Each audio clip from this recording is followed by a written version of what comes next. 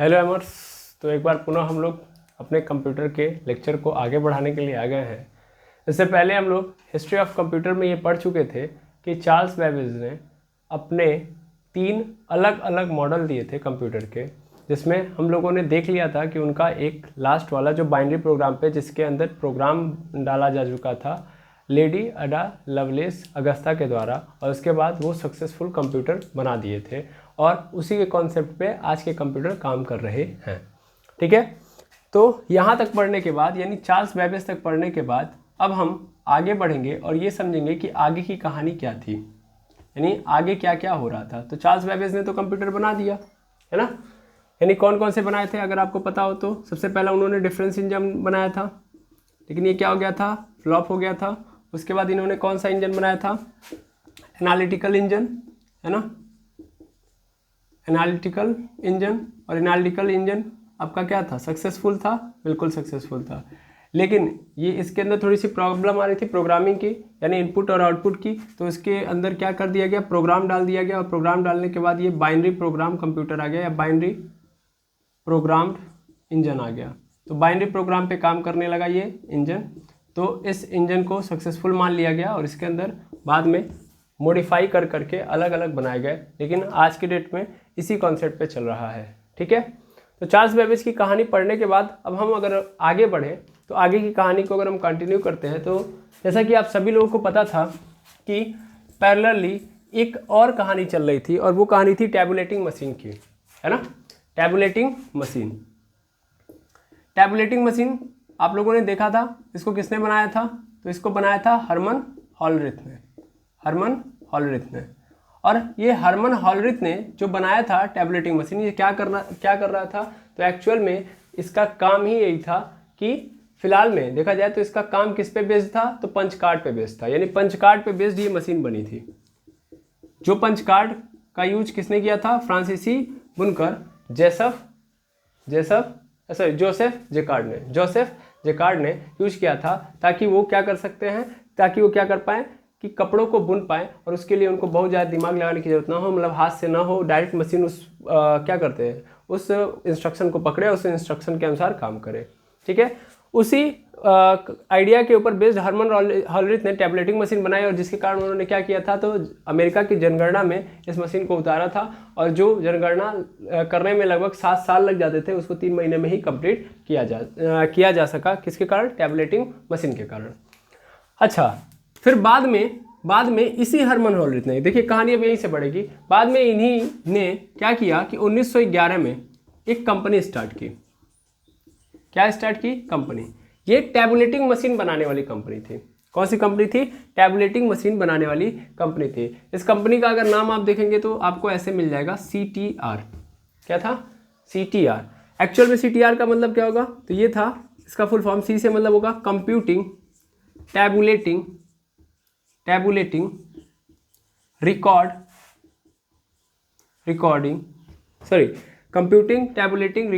Company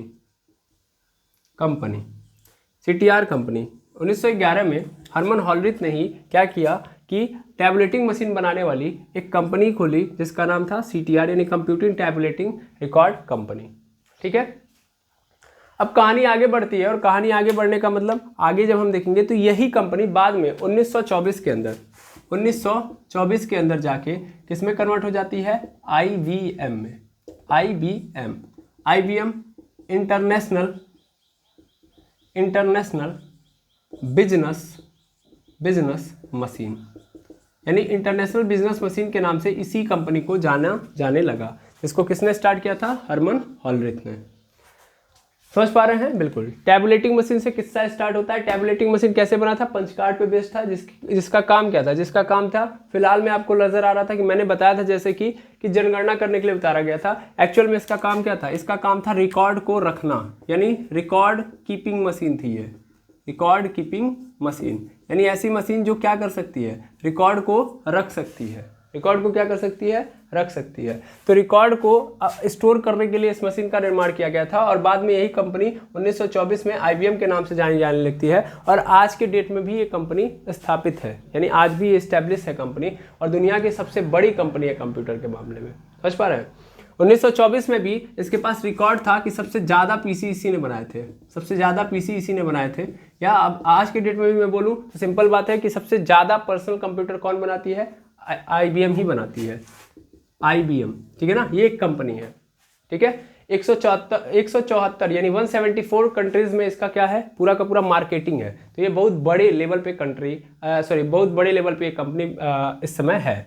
ये America की company है, आपको भी समझ में आना चाहिए। ये कहाँ की कंपनी है, अमेरिका की कंपनी है, ठीक है। तो इतनी बातें याद रखेंगे आप क्या, कि हरमन हॉलरिथ ने भैया पंच कार्ड के ऊपर बेस्ड 1911 में कंपनी बना दी, उसका नाम था CTR। बाद में यही कन्वर्ट हो गया किसमें, IBM में 1924 में। और IBM का मतलब इंटरनेशनल बिजनेस मशीन, सबसे ज़्यादा PC बनाने वाली मशीन कंपनी यही है।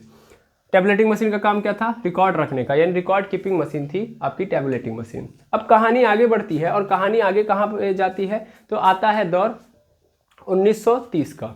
ये तो आप 1924 तक पहुँच गए। अब 1924 से अगर मैं आगे बढ़ूँ 1930 में पहुँचूँ, तो 1930 में हमारे पास आते हैं वैन्यूवर बुश। 1930 में आते हैं वैन्यूवर बुश। और इन्होंने क्या किया था, इन्होंने एक मशीन का निर्माण किया था जिसका नाम था डिफरेंशियल एनालाइजर।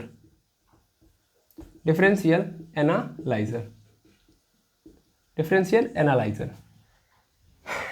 एनालाइजर की बात करें तो आज के डेट में जो आप एनालॉग कंप्यूटर देखेंगे, कौन से कंप्यूटर, एनालॉग कंप्यूटर, उस कंप्यूटर का मॉडल है ये, कौन, डिफरेंशियल एनालाइजर।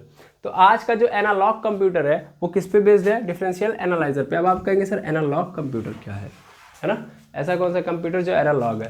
जैसे आप समझ सकते हैं, मैं बेसिकली आपको बताऊं, क्योंकि मैं नेक्स्ट क्लास जब लेके आऊँगा तो जहाँ पे मैं इमेजेस के थ्रू इन चीज़ों को समझा रहा हूँ, तो जहाँ पे आपको और बेटर समझ में आएगा। लेकिन फिलहाल में मैं समझा दूँ आपको कि जैसे आप एनालॉग का मतलब क्या समझते हैं। एनालॉग मतलब आपको क्लॉक, घड़ी आपको जो की जो होती है ना, मतलब जो आपकी घड़ी होती है, एक्चुअल में क्या है वो एनालॉग कॉन्सेप्ट पे बेस्ड होती है, ठीक है। किस कॉन्सेप्ट पे बेस्ड होती है, एनालॉग, यानी एक कंटिन्यूअस चार्जेस वाली होती है। सिंपल बोल दूं मैं कि कंटिन्यूअस इलेक्ट्रिसिटी से चलने वाली है, कंटिन्यूअस मैकेनिकल एनर्जी से चलने वाली है। दैट मीन्स इसको अगर कंटिन्यूटी के साथ चलाया जाए तो वो चलने वाली मशीन है। नहीं समझ में आया सर, तो ऐसा कंप्यूटर है जो कंटिन्यूअस काम कर रहा हो। फिलहाल में ऐसे समझ लो कि जिसका काम क्या है, एकदम कंटिन्यूअस वाला है, कंटिन्यूअस एनर्जी के थ्रू ये चल रहा है, लगातार चल रहा है। जैसे घड़ी आपकी क्या कर रही है, लगातार काम कर रही है। तो उसका जो कॉन्सेप्ट है वही कॉन्सेप्ट इसमें लगा हुआ था डिफरेंशियल एनालाइजर में, ठीक है।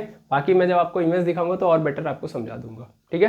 फिलहाल में आपको समझना है कि वैन्यूवर बुश ने डिफरेंशियल एनालाइजर का यूज़ किया था, बनाया था। और डिफरेंशियल एनालाइजर आज के एनालॉग कंप्यूटर की तरह काम करता है, ठीक है, इसमें कोई दिक्कत नहीं।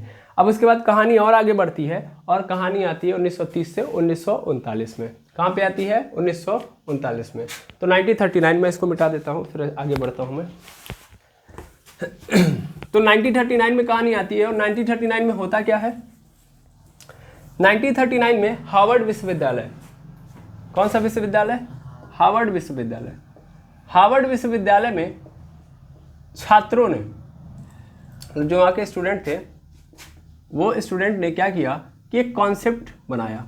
क्या बनाया, एक कॉन्सेप्ट बनाया, मतलब एक कॉन्सेप्ट के बारे में सोचा और एक कॉन्सेप्ट दिया, एक आइडिया दिया किसके ऊपर, कंप्यूटर के ऊपर, कि भैया कंप्यूटर के अंदर ये कॉन्सेप्ट होना चाहिए, इस तरीके से कंप्यूटर काम करना चाहिए। तो एक कॉन्सेप्ट लेके आए कौन, हार्वर्ड विश्वविद्यालय के छात्र, ठीक है। हार्वर्ड विश्वविद्यालय के स्टूडेंटों ने क्या दिया भाई, एक कॉन्सेप्ट दिया कि भैया कंप्यूटर के अंदर ये प्रोग्राम होना चाहिए, या ऐसे इसके अंदर टेक्नोलॉजी होती तो कंप्यूटर ऐसे काम करेगा। अब ये मॉडल इन्होंने किसको दिया, तो भाई उस समय दुनिया के अंदर कंप्यूटर बनाने वाली कंपनी थी कौन, IBM। इन्होंने इस कॉन्सेप्ट को किसके सामने प्रस्तुत किया, IBM के सामने। तो फिर IBM और ये जो हार्वर्ड विश्वविद्यालय के जो स्टूडेंट थे और टीचर थे, इन लोगों के साथ, मतलब मैं यहाँ से बोल सकता हूँ हार्वर्ड विश्वविद्यालय यानी हार्वर्ड यूनिवर्सिटी और किसने, IBM ने मिलके उस कॉन्सेप्ट के ऊपर बेस्ड एक कंप्यूटर का निर्माण किया, जिसको हम लोग किस नाम से जानते हैं, मार्क 1। कौन सा कंप्यूटर बना था, मार्क 1 बन के तैयार हुआ था 1944 में। कब बन के तैयार हुआ था, 1944 में। फिर से समझिए, 1939 में हार्वर्ड विश्वविद्यालय के स्टूडेंट ने आइडिया दिया, कॉन्सेप्ट दिया कि भैया जो कंप्यूटर होना चाहिए वो कुछ इस तरीके से होना चाहिए, या इस तरीके से काम करना चाहिए, एक कॉन्सेप्ट उन्होंने दिया, ठीक है। अब उस कॉन्सेप्ट के पास मतलब उस कॉन्सेप्ट को वो खुद से तो नहीं बना सकते थे, इसलिए उन्होंने किसको दिया, IBM को, कि भैया देखो तुम्हारा जो कंप्यूटर है उसके अंदर ये होना चाहिए, ऐसे अगर होता कंप्यूटर तुम्हारा तो फिर क्या होता, ज़्यादा ही वर्किंग कैपेबिलिटी उसकी होती, यानी वो कुछ ज़्यादा ही अच्छा काम कर रहा होता। तो भाई IBM को कॉन्सेप्ट ही चाहिए, भाई हम कंप्यूटर बना रहे हैं, कुछ और नया बना देंगे तो और अच्छी बात रहेगी। तो IBM ने क्या किया, उसको एक्सेप्ट किया और हार्वर्ड यूनिवर्सिटी के साथ मिलकर कंप्यूटर का निर्माण किया, जिसको क्या बोला गया, मार्क 1 के नाम से जाना गया। और ये कब तैयार हुआ, 1944 के अंदर। इसकी सबसे खास बात ये थी कि ये क्या था, इलेक्ट्रोमैकेनिकल कंप्यूटर था। ये क्या था, दुनिया का पहला, मैं बोल सकता हूँ, इलेक्ट्रोमैकेनिकल कंप्यूटर था। अब इलेक्ट्रोमैकेनिकल मतलब समझ पा रहे हैं, हाँ या ना? इलेक्ट्रोमैकेनिकल मतलब सिंपल बात है ना भाई जी सर। क्या इलेक्ट्रोमैकेनिकल कंप्यूटर का मतलब क्या बताइए? एक ऐसा कंप्यूटर जो इलेक्ट्रिसिटी से भी चल रहा है और मैकेनिकल मतलब हाथ से भी चल रहा है, समझ पा रहे हैं? यानी बल लगाने पे भी चल रहा है और इलेक्ट्रिसिटी लगाने पे भी चल रहा है, यानी काम कर रहा है। तो इसको हम लोग क्या बोलते हैं, विद्युत यांत्रिक कंप्यूटर। यानी पहला विद्युत यांत्रिक कंप्यूटर इन लोगों ने दिया। किन लोगों ने सर? IBM और हार्वर्ड यूनिवर्सिटी के स्टूडेंट ने मिलकर। ठीक है, इसके बाद कहानी और आगे जाएगी। कहानी कहाँ जाएगी, आगे। अब इसके बाद हमारे सामने एक ऐसा कंप्यूटर आएगा जो अपने आप में क्या है, बहुत ही बेशुमार है। बेशुमार क्यों है, ध्यान से समझिएगा। हमारे सामने आएगा ENIAC। क्यों ENIAC आएगा? क्योंकि आपको जब शुरुआती दौर में जब पढ़ाया जाता है ना, तो बताया जाता है कि भाई देखो ऐसा हुआ था, वैसा हुआ था। कैसा हुआ था कि भैया हमारे पास एक ज़माना था कि जब कंप्यूटर जो आज के डेट में आप देख पा रहे हो कि बहुत छोटे छोटे हैं, हम अपने बैग के अंदर डाल के उनको लेके चले जा रहे हैं। तो पहले के ज़माने में कंप्यूटर की जो साइज होती थी एक कमरे के बराबर होती थी। किसके बराबर होती थी? कमरे के बराबर। और ये ENIAC वही कंप्यूटर है। ENIAC कौन सा कंप्यूटर बना? इसकी जो साइज थी वो कैसी थी? एक कमरे के बराबर थी। इसकी सबसे खास बात यही थी। और इसको बनाया किसने था? तो इसको पेंसिल्वेनिया के विश्वविद्यालय ने बनाया था। देखो इसको किसने बनाया था? मार्क 1 को हार्वर्ड यूनिवर्सिटी ने मिलकर बनाया था और इसको पेंसिल्वेनिया यूनिवर्सिटी ने बनाया था। किसने? पेंसिल्वेनिया यूनिवर्सिटी ने, याद रखेंगे। ठीक है, तो अगर मैं इसके बारे में बात करूं ENIAC के बारे में, तो सबसे पहली बात तो ये 1941 से लेकर 1946 के बीच में बनती है। ठीक है, और ये क्या थी? पहली बात तो इसका फुल फॉर्म देख लो, नहीं तो फिर दिक्कत हो जाएगी। तो पहली बात तो E से मतलब इलेक्ट्रॉनिक हो गया, इलेक्ट्रॉनिक। N से क्या हो गया? Numerical, numerical. ये I से क्या होगा? Integrated, integrated. और A से क्या हो गया? Automatic, automatic. और C से क्या हो गया भैया? कंप्यूटर। क्या हो गया? कंप्यूटर। ये था आपका electronic numerical integrated automatic computer, इसका फुल फॉर्म है। और ये दुनिया का पहला इलेक्ट्रॉनिक कंप्यूटर था। पूर्णतः इलेक्ट्रॉनिक मतलब अब ये मैकेनिकल वाला नहीं है पोर्शन। देखिए इसमें केवल और केवल इलेक्ट्रिसिटी से चलेगी, यानी पहला इलेक्ट्रॉनिक कंप्यूटर था। ये पहला इलेक्ट्रॉनिक कंप्यूटर था। समझ पा रहे हैं? ENIAC। इसको किसने बनाया था? तो इसको पेंसिल्वेनिया विश्वविद्यालय ने बनाया था। ठीक है, अच्छा और आगे बढ़ूँ मैं, तो मैं इसको क्या जस्ट बताऊँ, इसकी जो साइज़ थी, इसकी जो साइज़ थी क्या थी? एक कमरे के बराबर थी। एक कमरे के बराबर ENIAC की साइज़ थी। ठीक है, एक कमरे के बराबर।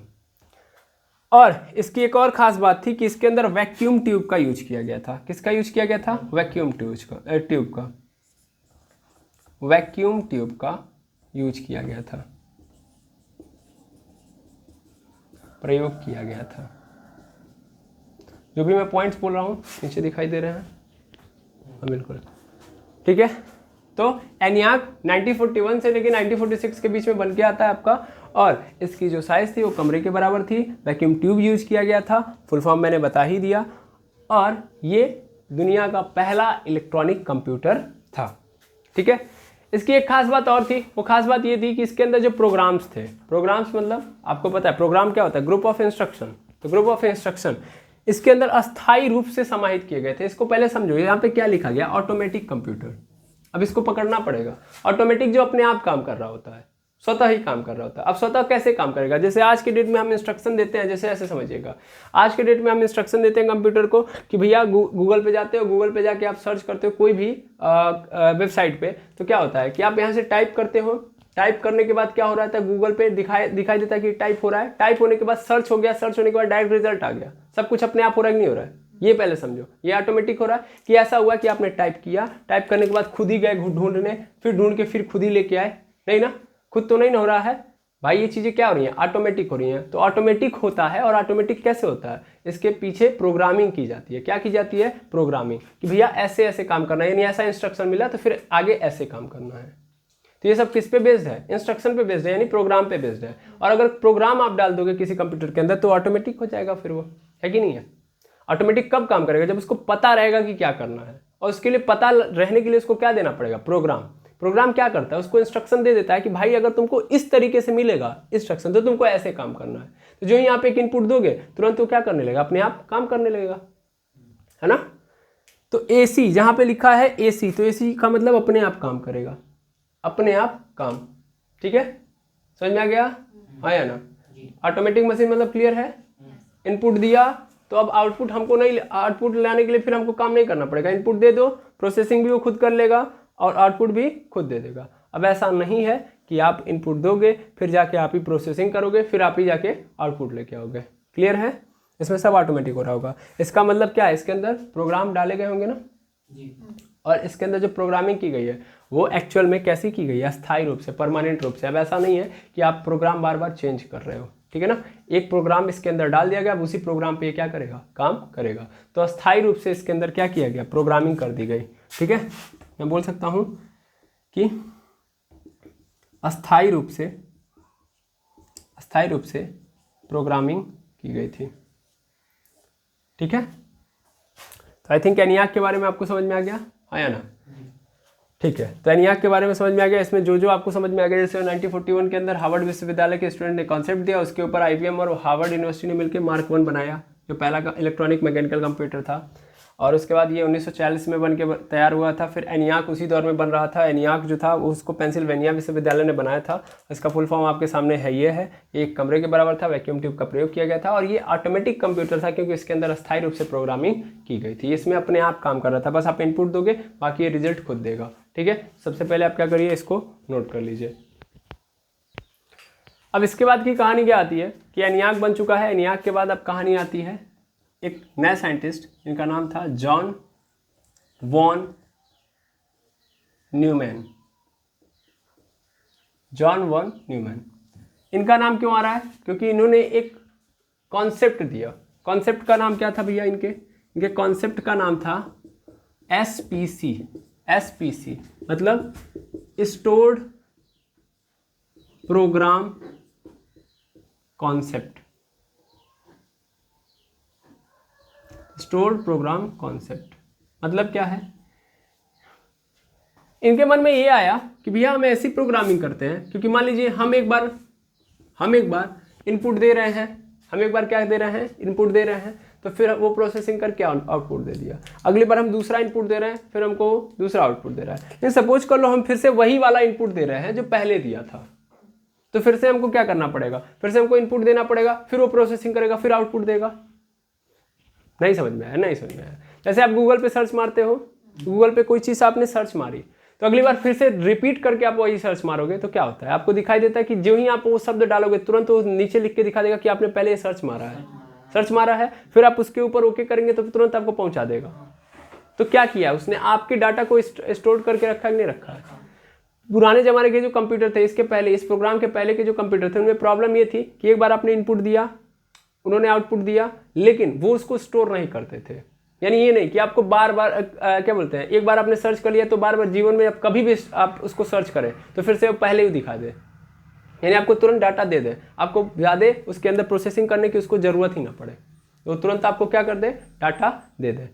तो क्यों दे पाता है, क्योंकि वो स्टोर्ड हो जाता है, डाटा सुरक्षित रखा जाता है ना, कि आपने एक बार सर्च किया तो उसको आप देखोगे कि वो स्टोर्ड रहेगा। इसी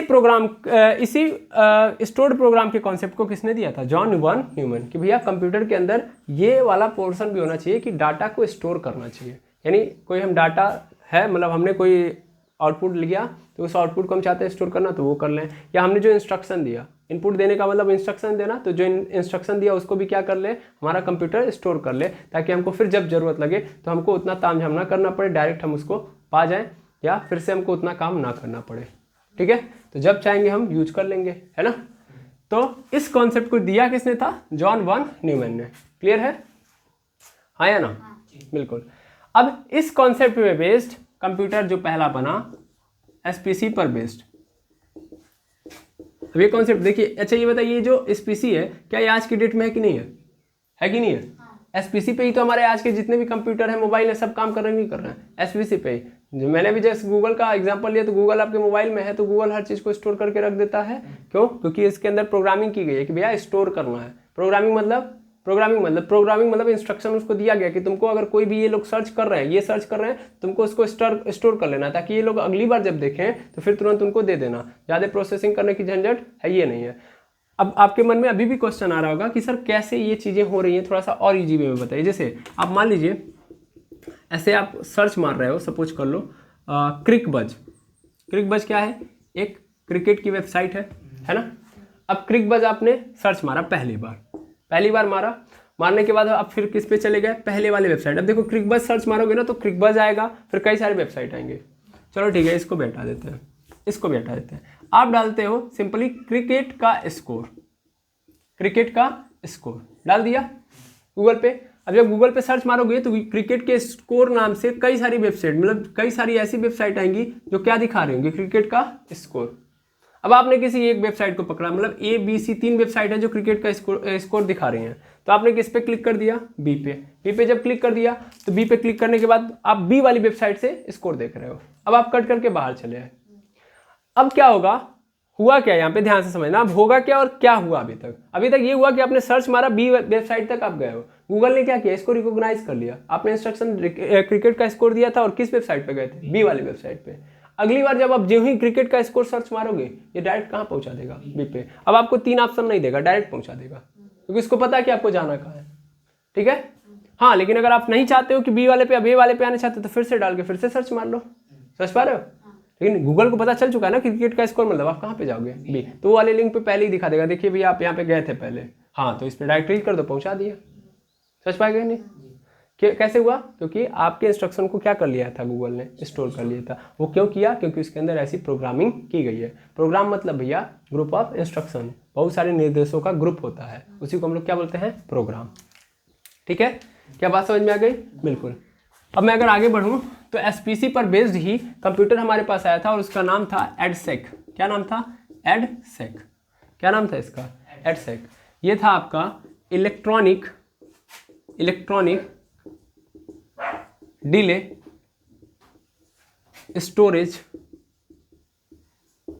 स्टोरेज ऑटोमेटिक कंप्यूटर, है ना। समझ में आया? इसको बनाया किसने था? तो इसको बनाया था जॉन एकर्ट। कहीं का स्कर्ट आपको नजर आएगा, जॉन एकर्ट और जॉन मैकली ने इसको क्या किया था? बनाया था। समझ पा रहे हैं, हाँ या ना? बिल्कुल। इसके बाद एक और कंप्यूटर आता है 1953 के अंदर। ये तो जॉन वन न्यूमैन ने क्या दिया था? कॉन्सेप्ट दिया था। इस कॉन्सेप्ट पे बेस्ड कंप्यूटर हमारा क्या था? एडसेक आया था। इसके बाद फिर इन्हीं लोगों ने एक और कंप्यूटर बनाया 1953 के अंदर। मैं देखिए दोनों को एक साथ लिख रहा हूँ क्योंकि इन्हीं द्वारा बनाया गया था 1953 के अंदर, और उसका नाम था यूनिवैक।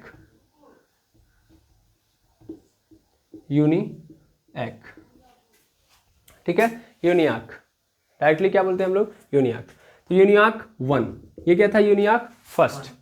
ऐसे ही बहुत सारे आने वाले थे, तो यूनियाक फर्स्ट 1953 में किसने बनाया था? जॉन एकर्ट और जॉन मैकली ने। इसका फुल फॉर्म देख लीजिए। इसका फुल फॉर्म था यूनी से सिर्फ और सिर्फ यूनिवर्सल, और इसी का मतलब ऑटोमेटिक कंप्यूटर।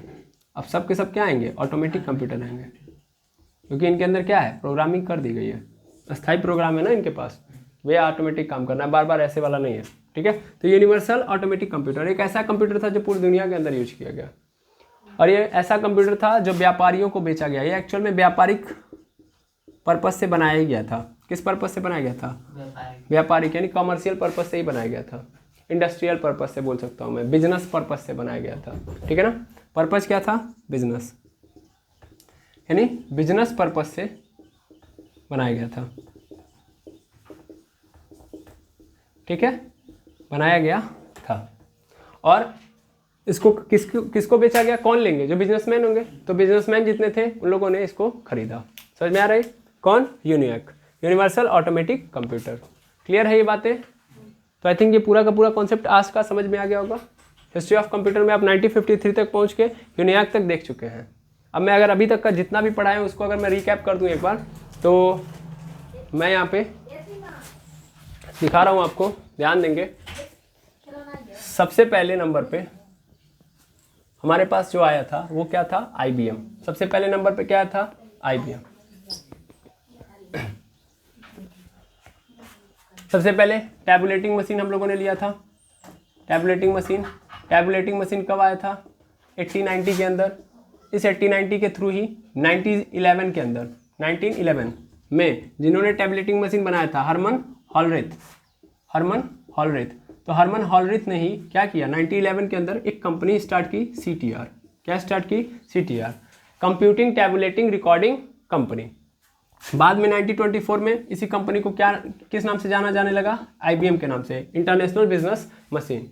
ये कंप्यूटर दुनिया की सबसे ज़्यादा PC बनाने वाली कंपनी है, आज की डेट में भी ये इस्टेब्लिश्ड है। ठीक है, अच्छा, इसके बाद ये करती क्या थी, ये टैबुलेटिंग मशीन यानी पंच कार्ड पे बेस्ड मशीन बनाती थी। पंच कार्ड जो क्या करता था, इंस्ट्रक्शंस पे काम करता था। और इस मशीन का काम क्या था, तो रिकॉर्ड को रखना। ठीक है, रिकॉर्ड को रखने का काम करती थी शुरुआती दौर में। बाद में 1924 में ये पर्सनल कंप्यूटर बनाने लगी।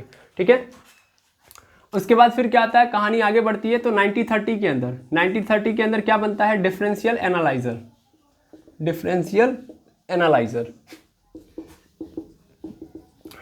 एनालाइजर बनाया जाता है। उसके बाद 1939 के अंदर हार्वर्ड यूनिवर्सिटी के जो स्टूडेंट थे, हार्वर्ड यूनिवर्सिटी के स्टूडेंट, और सिंपली हार्वर्ड यूनिवर्सिटी पहले आती है। हार्वर्ड यूनिवर्सिटी के स्टूडेंट थे, उन्होंने एक कॉन्सेप्ट दिया कंप्यूटर को बनाने के लिए। और उस कॉन्सेप्ट के ऊपर काम किसने किया, IBM ने। और उसके साथ 1944 में वो लोग क्या लेके आते हैं, मार्क 1 लेके आते हैं, मार्क फर्स्ट। ये क्या थी, ये एक इलेक्ट्रोमैकेनिकल कंप्यूटर था। पहली बात तो ये थी कि ये इलेक्ट्रोमैकेनिकल कंप्यूटर था। उसके बाद समय आता है 1945 का, और 1945 में हमारे पास क्या आता है, ENIAC, जिसको किसने बनाया था, पेंसिल्वेनिया विश्वविद्यालय यानी पेंसिल्वेनिया यूनिवर्सिटी ने। तो वो क्या था, ENIAC था। ENIAC का फुल फॉर्म क्या था, अगर आपसे पूछ दे तो कोई क्या बताएंगे, electronic numerical integrator automatic computer. जहाँ AC लगा इसका मतलब ऑटोमेटिक कंप्यूटर। ऑटोमेटिक कंप्यूटर मतलब अपना काम वो खुद करेगा। ठीक है, अच्छा, या सिंपल अपना काम या अपने आप काम करेगा। सिंपल मतलब ये समझ लीजिएगा। इसका मतलब ये नहीं है कि मैं इनपुट दूंगा, फिर प्रोसेसिंग मैं ही करवाऊंगा और आउटपुट मैं ही दूंगा। इसमें एक बार इनपुट दे दिए, बाकी अंदर क्या होगा, प्रोग्रामिंग होगा। उस प्रोग्रामिंग के बेस पे वो प्रोसेसिंग खुद कर लेगा और उसके बाद आपको रिजल्ट दे देगा। तो इसका मतलब यहाँ पे ये समझ में आ गया कि जहाँ AC लगा इसका मतलब इसके अंदर प्रोग्राम क्या होंगे, परमानेंट होंगे। परमानेंट का मतलब सिंपल मैं बोल सकता हूँ प्रोग्रामिंग की गई है, बस। ठीक है, अच्छा, उसके बाद 1945 के बाद कहानी कहाँ जाती है, अगले नंबर पे कहाँ पे पहुंचेंगे हम, बताइए। इसके बाद हमारे पास आता है कहाँ पे, 1941 से लेके 1946। अच्छा, ENIAC के बारे में और क्या खासियत है कि एक कमरे के बराबर इसकी साइज थी, वैक्यूम ट्यूब यूज किया गया था, और ये दुनिया का पहला इलेक्ट्रॉनिक कंप्यूटर था, है ना, इलेक्ट्रॉनिक कंप्यूटर था कि ये केवल और केवल किससे मिलकर बनेगा, किससे चलेगा, इलेक्ट्रिसिटी से चलेगा। इसके बाद आते हैं हमारे पास दूसरा एक कंप्यूटर आता है भाई, अब भूल गए, अभी जस्ट तो बताया हूँ, 1941 से लेकर 1946 के बीच में। एक्चुअल में ENIAC ही क्या बना था हमारा, 1941 से लेकर 1946 के बीच में बना था। 1945 के अंदर कौन आता है, 1945 के अंदर ही क्या आता है हमारा, मार्क 1। ठीक है, उस दौर में ही चल रहा था। मतलब ये मैं बोलूँ तो 1945 को लेकर कंफ्यूज मत रहिएगा, इसीलिए मैं आपको यहाँ पे गलत दूंगा और आपको पकड़ना पड़ेगा। 1941 से लेकर 1946 के बीच में ENIAC आता है आपका।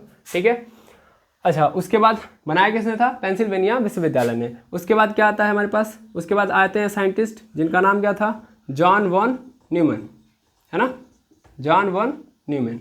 इन्होंने क्या किया था, इन्होंने SPC का कॉन्सेप्ट दिया था। SPC मतलब stored program concept. Stored program concept का मतलब क्या है, भी जस्ट बताया गया है कि भैया ऐसे कंप्यूटर जिसके अंदर आप एक बार इंस्ट्रक्शन दे दो या कोई डाटा दे दो तो उसको स्टोर कर पाए, है ना। बिना स्टोर के आप आपको बार बार इंस्ट्रक्शन देना पड़ेगा। लेकिन अगर एक बार आपने इंस्ट्रक्शन दिया, अगर उस कंप्यूटर ने स्टोर कर लिया, तो बार बार इंस्ट्रक्शन देने की जरूरत नहीं पड़ेगी। जैसा कि आजकल के डेट में जितने भी कंप्यूटर है, जितने भी मोबाइल हैं, जितना भी मतलब इलेक्ट्रॉनिक चीज़ें, उनके अंदर ये चीज़ें होती हैं। गूगल पे आप एक बार क्या करोगे, कोई चीज़ सर्च मारोगे, तो आपको जब दूसरी बार वही सर्च मारना होगा तो पहले ही आपको दिखा देगा, ठीक है। और आप एक बार क्लिक करोगे उसके ऊपर तो वहीं पे लेके जाएगा जहां आप पहले गए थे, ठीक है। तो इसी कॉन्सेप्ट पे बेस्ड क्या बनता है, कौन, John Eckert and John Mauchly. John Mauchly क्या बनाते हैं, एडसेक को बनाते हैं। क्या बनाते हैं, एडसेक, ठीक है। एडसेक क्या था, इसका full form electronic delay storage automatic computer, ठीक है। फिर यही लोग 1953 में क्या बनाते हैं, यूनियाक फर्स्ट। और यूनियाक फर्स्ट मतलब यूनिवर्सल ऑटोमेटिक कंप्यूटर। ये क्या, किस पर्पज से बना था, बिजनेस के पर्पज से बना था, और इसको व्यापारिक पर्पज से बनाया गया था, इसलिए व्यापारियों के बीच में इसको बेचा गया, ठीक है। तो इस तरीके से आज की हम लोगों ने कहानी हिस्ट्री के अंदर देखी। किसकी हिस्ट्री देखी हम लोगों ने, कंप्यूटर की, किस तरीके से कंप्यूटर धीरे धीरे बन रहा है, किस तरीके से धीरे धीरे ये आगे बढ़ रहा है। तो आज की भी स्टोरी आपको समझ में आई होगी, हिस्ट्री आज की भी समझ में आ गई होगी, आई होप। और इसी उम्मीद के साथ हम लोग इस लेक्चर को यहीं पे एंड करते हैं। मिलते हैं नेक्स्ट वीडियो के अंदर। Thank you very much एमर्स।